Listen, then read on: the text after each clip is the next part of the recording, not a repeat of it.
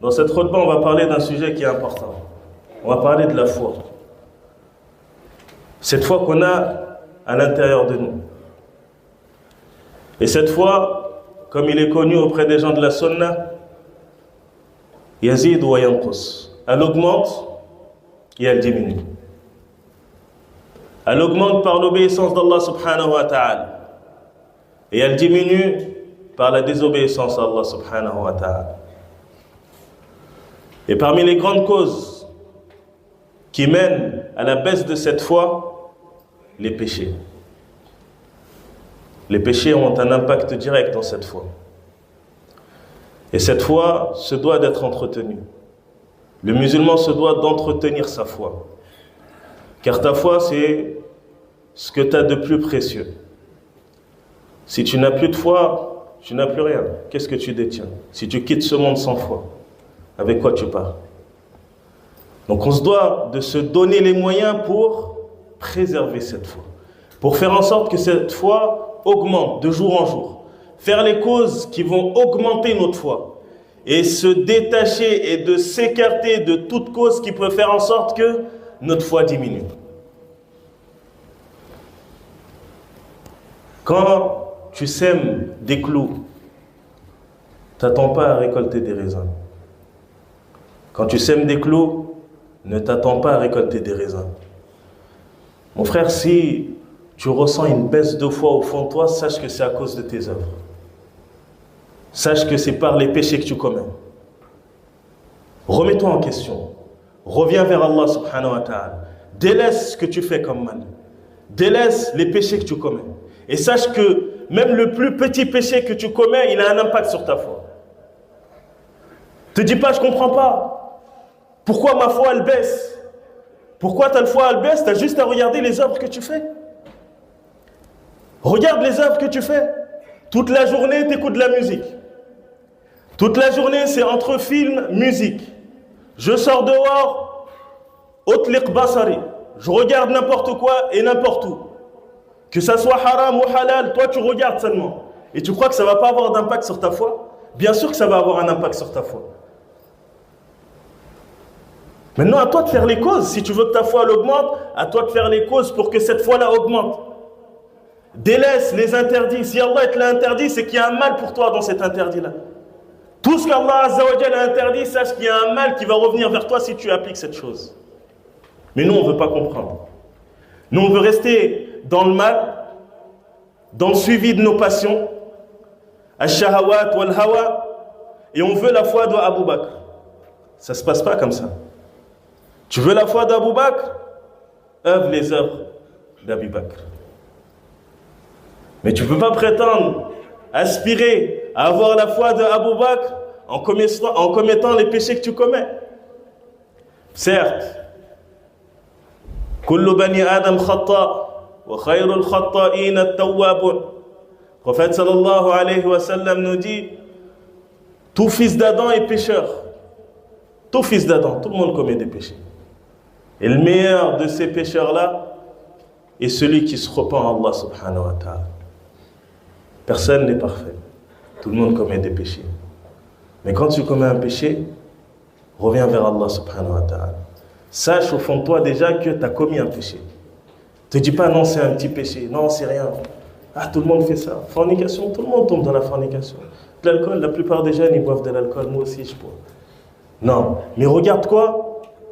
Celui à qui tu es en train de désobéir. Anas, il disait, radiyallahu anhu, qui est le compagnon du prophète sallallahu alayhi wa sallam, qui a servi le prophète sallallahu alayhi wa sallam pendant 10 ans. Il disait, vous œuvrez des œuvres qui sont plus fins à vos yeux qu'un cheveu. Alors qu'au temps du prophète sallallahu alayhi wa sallam, nous on considérait ces péchés-là comme étant des péchés destructeurs, dévastateurs. Quand tu commets le péché, sache que tu es en train de commettre un péché. Banalise pas le péché. Car à force de commettre les péchés, le cœur, il s'habitue à ces péchés. Donc ça devient normal en réalité. C'est comme si tu étais en train de faire quelque chose de bien. Tellement le cœur, il est habitué à commettre ces péchés-là. Et la plupart des gens, ils ne se cachent même pas pour faire leurs péchés. Ils commettent des péchés ouvertement. Et le fait de commettre un péché ouvertement, c'est un appel à ce péché. Ça veut dire que quand tu commets un péché ouvertement devant les gens, c'est comme si tu appelais les gens à tomber dans ce même péché-là. Toute personne qui va te suivre dans ce péché-là, tu vas en prendre les sayyi'at. Tu vas en prendre les mauvaises actions. Tu es dehors, tu bois de l'alcool, tu fumes de la drogue devant les gens et tu t'en caches même pas. Les gens te regardent, les petits te regardent. Et pour les petits, toi tu es un grand, tu es un modèle. Et ils font la même chose que ce que tu fais. Donc tu as été la cause de la déviation de cette nouvelle génération. De par quoi? De par tes œuvres. Car tu œuvres, tu fais le mal et tu fais pas attention. Tu sais pas que dehors il y a des gens qui te regardent. Dehors il y a des gens qui te prennent comme modèle. Toi tu es un grand, tu dois être un exemple pour les petits. Mais quel genre d'exemple t'es? Quel genre d'exemple t'es? Tu montres aux gens le haram. Tu banalises le haram auprès des gens. Les petits te suivent. Et tu as été la cause de la déviation de cette nouvelle génération. Tu vends de la drogue devant les gens. Tu crois que c'est un petit péché? Toute personne qui va consommer cette drogue, ça sera dans ton compteur de sayyi'at, dans ton compteur de mauvaises actions. Toute personne qui va faire la même chose que tu fais et qui va apprendre aux futures générations cette œuvre-là, tu vas en avoir les sayyi'at, même si tu es mort.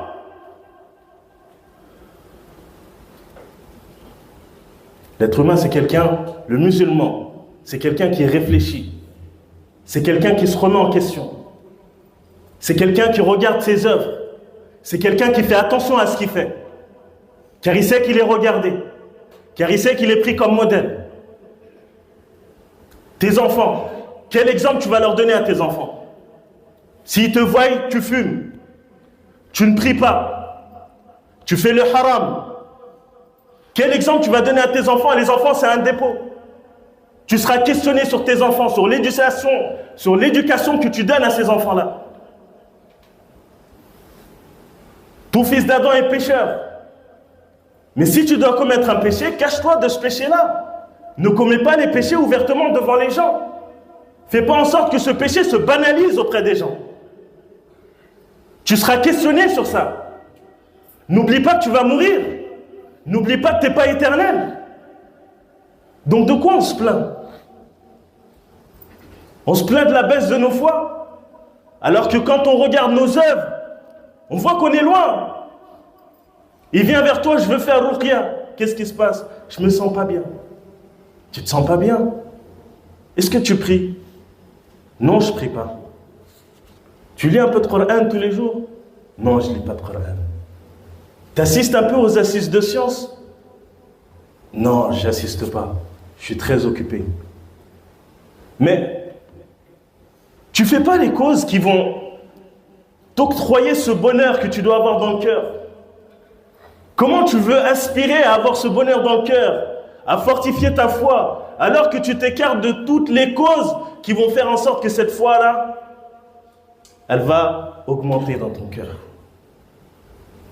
Tu prends le chemin qui va en contradiction avec le bonheur. Allah Azza wa Jal, il nous a cité que le bonheur, il était présent. Le bonheur, il est là. Tu peux acquérir le bonheur dans cette vie d'ici-bas, avant l'au-delà. Mais pour ça, il faut que tu fasses les causes. Allah Azza wa Jal, il t'a mis en garde contre les péchés. Il t'a mis en garde contre les causes qui mènent en enfer, vers l'enfer. Maintenant, c'est comme si toi, tu sais qu'Allah, c'est ton Seigneur, que c'est Allah qui t'a créé. Allah, il t'informe de choses. Et toi, tu fais tout le contraire. Et tu veux atteindre cet objectif-là qu'Allah, il a dit. Alors que tu peux l'atteindre que par l'obéissance d'Allah subhanahu wa ta'ala. Et toi, tu le sais. Mais avec ça, tu vas prendre le chemin contraire, le chemin de la désobéissance, et tu veux acquérir ce bonheur-là. Comment tu vas l'acquérir? Tu vas aller en contradiction avec ce qu'Allah il a décrété, kaunan wa shar'an, Et tu penses que tu peux aspirer à trouver le bonheur en étant dans la désobéissance à Allah subhanahu wa ta'ala. Mais tu as juste à méditer sur les peuples qui sont passés avant nous. Allah, quand il nous cite des histoires dans le Coran, quand le prophète sallallahu alayhi wa sallam nous cite des informations de ceux qui nous ont précédés, c'est pour que tu prennes exemple sur eux. C'est pour que tu ne tombes pas dans les mêmes erreurs qu'eux. C'est pour que tu te raisonnes de par ces histoires. Nous, on entend qu'Allah Azza wa Jal, il nous appelle au bien, il nous appelle à le suivre, à suivre sa religion, à faire le bien, à s'écarter du mal. Et nous, on fait tout le contraire, et avec ça, on s'étonne que les problèmes ils s'entassent, qu'on est touché par de nombreuses épreuves. On n'arrive plus. Mais c'est à cause de tes œuvres. Va pas chercher loin. C'est pas Foulan qui t'a fait du sihr. Non, c'est tes œuvres. T'as pas besoin de ruqya là, t'as besoin juste de revenir vers Allah subhanahu wa ta'ala. C'est pas de la ruqya que t'as besoin. C'est de revenir vers Allah subhanahu wa ta'ala. Et alhamdulillah qu'Allah il nous éprouve. L'épreuve c'est une miséricorde de la part d'Allah. Car combien ils sont revenus à la religion grâce à l'épreuve. Il a perdu un proche. Ça a été le déclic. Il se remis dans le droit chemin. Il a été touché par une maladie.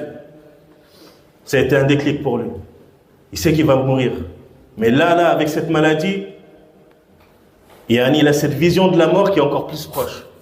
Donc il est revenu à la religion. Il a été touché par une musiba, il a été touché par une épreuve. Ça a été son déclic. Et c'est le but des épreuves. وَمَا نُرِيهِمْ مِنْ آيَةٍ إِلَّا هِيَ أَكْبَرُ مِنْ أُخْتِهَا وَأَخَذْنَاهُمْ بِالْعَذَابِ لَعَلَّهُمْ يَرْجِعُونَ. Quand Allah il parle de Pharaon, il dit qu'on l'a éprouvé par les épreuves. Il a été touché par les châtiments. لَعَلَّهُمْ, dans le but qu'ils reviennent à la religion d'Allah, qu'ils reviennent à l'obéissance à Allah. Donc les épreuves, c'est une miséricorde de la part d'Allah. Mais c'est à toi de comprendre. Les épreuves qui te touchent là, ne te dis pas Allah il veut mon mal. Là, Allah il veut pas ton mal. Allah il veut ton bien. Mais c'est toi qui veux le mal pour ta propre personne. Et c'est pour ça qu'Allah il t'éprouve. Pour te faire comprendre que cette vie d'ici-bas, elle ne vaut pas le coup. Regarde les épreuves dans lesquelles tu es. Regarde le chemin que tu suis. La plupart des jeunes, ils sont dans un film. Ils croient que la vie, c'est un film. À force de regarder les films de gangsters, à force d'écouter de la musique, ils ne sont pas dans le monde réel. Eux, ils sont dans le virtuel. Toutes ces choses-là, ils ont un impact sur vous. Et les gens qui ont créé ces choses-là, qu'ils ont imaginé pour vous ces choses-là, ils ont un but derrière cela. C'est de vous faire dévier du chemin d'Allah, de la religion d'Allah, de la foi. Mais ça, il faut le comprendre. Mais jusqu'à quand? Puis on a testé cette vie d'ici-bas. On a testé le fait de suivre, de faire le mal, de suivre nos passions, de tomber dans le haram. Qu'est-ce que ça a apporté? Durant toutes ces années, tu es dans le haram, ça t'a apporté quoi? Le bonheur que tu cherchais, tu l'as trouvé? Médite sur les personnes qui sont passées avant toi, ceux qui étaient encore plus forts que toi, qui étaient encore plus riches que toi, qui étaient dans cette dunya, qui cherchaient cette dunya, qui n'avaient autre objectif si ce n'était d'amasser les biens de cette dunya. Comment ils ont fini ces gens-là?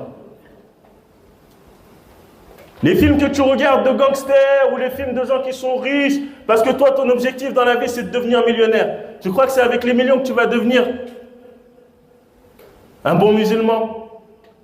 C'est avec les millions que tu vas rentrer au paradis. Tu veux de l'argent, fais de l'argent, mais dans le halal. Que ta recherche de l'argent ne te fait pas dévier du droit chemin d'Allah, de la religion d'Allah. La religion, c'est tout ce que tu as.